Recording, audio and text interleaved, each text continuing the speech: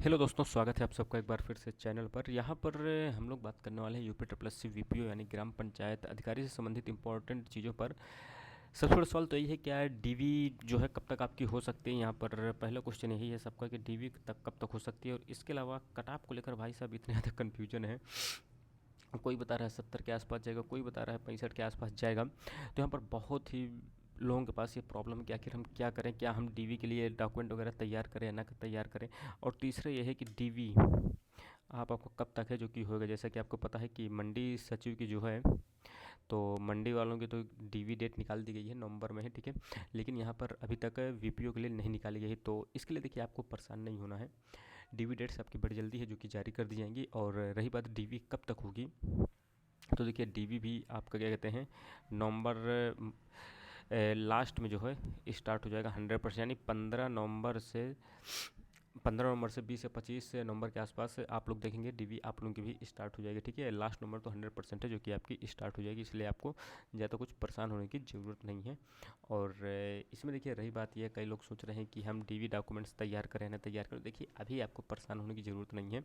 जब आपकी डीवी आ जाएगी, डीवी डेट जारी कर दी जाएगी, तो डीवी डेट जैसे ही जारी होगी तो आप लोगों के लिए डीवी एडमिट कार्ड का लिंक है जो कि एक्टिवेट कर दिया जाएगा। तो आपको ज़्यादा कुछ परेशान नहीं होना। उसमें आपको 4 जो है प्रपत्र मिलेंगे, उन्हें आपको फिल करना है।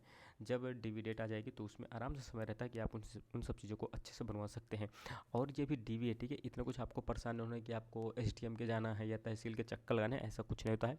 10th 12th की मार्कशीट, ट्रिपल सी सर्टिफिकेट और जाति प्रमाण पत्र, निवास प्रमाण पत्र, आय आय प्रमाण पत्र की अभी ज़रूरत नहीं होती। ये चीज़ भी आपको ध्यान देना है, तो इसलिए ज़्यादा कुछ परेशान नहीं होना है। हाँ बस ये ध्यान दीजिएगा, जिनके भी 10th वगैरह हो गए या 12th या तो आधार कार्ड में कोई गलतियाँ वगैरह हैं तो आधार कार्ड को देखिए सुधरा लीजिए। रही बात 10th और 12th की, तो वहाँ पर देखिए आप एफिडेविट है जो कि आप लगा दीजिएगा कि ये गलती है, एक्चुअली मेरा नाम ये है, मेरे 10th में या 12th में ये गलती हो गई। तो आप उसमें कोई इतना बड़ा इशू नहीं है। बस ये है आप लोग समय रहते जब आपकी डीवी मान लीजिए अभी है तो अभी आप अब रहने दीजिए। अगर एप्लीकेशन डाल भी देते हैं तो भी कोई दिक्कत नहीं है। आप लोग एफिडेविट में लिखवा सकते हैं कि मेरे नाम में ये गलती है, ये पिता के नाम में गलती है, माता जी के नाम में गलती है, ये मैंने सुधारने के लिए प्रोसेस में जो एप्लीकेशन डाल दी है।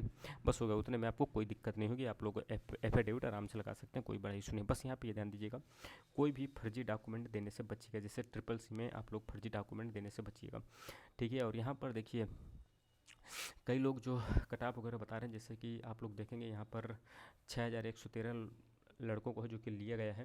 और यहाँ पर देखिए जो कटाप है 59.50 जनरल की है और ओबीसी की भी यही है और ईडब्ल्यूएस की भी यही है। अब यहाँ पर देखिए कई लोग कह रहे हैं कि यार 70 के नीचे तो कटाप जाएगी ही नहीं, ऐसा मत सोचिए, ठीक है। हम लोग यार पॉजिटिव रहने में क्या दिक्कत है ये बताइए, जितनी जानी होगी उतनी तो जाएगी ही। आयोग हमारी बात थोड़ी नहीं मानेंगे, लेकिन हम यदि हमें अपने से ही सोचना है तो हम अपने बारे में सकारात्मक क्यों ना सोचें, ये एक सोचने वाली बात है, ठीक है। होना ना होना ये तो हमारे हाथ में है ही नहीं है, ठीक है। और यहाँ पर देखिए सब कुछ गैस ही लगा रहा है, ठीक है। और लेकिन इसमें देखिए सबसे बड़ी चीज़ क्या है ना, सब लोग यहाँ पर देखिए मात खा रहे हैं। आप लोगों ने देखा होगा वीपीओ की जब डीवी कट ऑफ भी बतानी थी, आप लोग पुराने वीडियो देख लीजिएगा, मैंने उसमें भी बताया था कि 60 के आसपास ये जो कि रहने वाली है, 60 प्लस माइनस रहेगी। लेकिन उसमें भी आप लोग देखो कई ऐसे चैनल थे जिन्होंने 70 के आसपास बताई थी, 70 कि 70 जाएगी डीवी, बहुत ही ज़्यादा जाएगी डीवी की कट ऑफ। लेकिन नहीं हुआ, क्यों नहीं हुआ कि भाई साहब एग्ज़ाम का लेवल अब वो लेवल नहीं रहा है, ठीक है। और जो ऑप्शन नंबर ई लेके आ जाता है ना भाई साहब, ये बहुत ही कड़ा। क्या दूसरी चीज़, कंप्यूटर कंप्यूटर का पेपर पहले की तरह नहीं था कि इसमें पूछ ले आपको नॉन वोलेटाइल मेमोरी कौन सी है या रैम का फुल फॉर्म क्या है, रोम का फुल फॉर्म है। भाई साहब ऐसा कंप्यूटर अब नहीं आता है। अच्छा खासा आप लोग देखते हैं नॉलेज आपको चाहिए, मशीन लर्निंग के बारे में पता होना चाहिए, एआई के बारे में पता होना चाहिए, आपको सोशल मीडिया के बारे में अच्छे से चीज़ें, मतलब बहुत ही गहन अध्ययन होना चाहिए, तभी आप कंप्यूटर के क्वेश्चन को अटेम्प्ट कर सकते हैं। 15 में 12 13 नहीं तो आप 4 5 क्वेश्चन ही अटेम्प्ट कर पाएंगे यदि आपको अच्छे से नॉलेज नहीं है कंप्यूटर के बारे में। यूपी स्पेशल तो देख रहे हैं कितना खतरनाक आ रहा है, वन लाइनर तो भाई साहब सवाल नहीं आते हैं जल्दी, आते भी तो 3 3 4 4 कथन में कूट में क्वेश्चन आ रहा है, इनमें से कौन सा सही है या कौन सा गलत है। तो ये सब चीज़ें आपको समझना है कि अब वो एग्जाम के लेवल नहीं रहा यूपी ट्रिपल एससी का। दूसरी चीज़ जो लोग ये सोच रहे हैं ना कि जिस तरह लेखपाल की कटाफ 9 9 10 नंबर ऊपर चली थी, तो भाई साहब उसमें ये देखिए ना, लेखपाल का जब एग्जामिनेशन हुआ था, ठीक है, उस साल जो है लड़के भी ज़्यादा सेलेक्ट हुए थे, 8000 के आसपास भर्ती थे। दूसरी चीज़ एग्ज़ाम का लेवल नॉर्मल था, ठीक है, क्योंकि उस समय एजेंसी दूसरी थी। एग्ज़ाम का लेवल दूसरा था, इसलिए कट ऑफ इतनी ज़्यादा तक गई थी। यहाँ पर एग्ज़ाम का लेवल दूसरा है, ये एजेंसी दूसरी है। यहाँ पर एक तो ऑप्शन 5 है अब, ठीक है।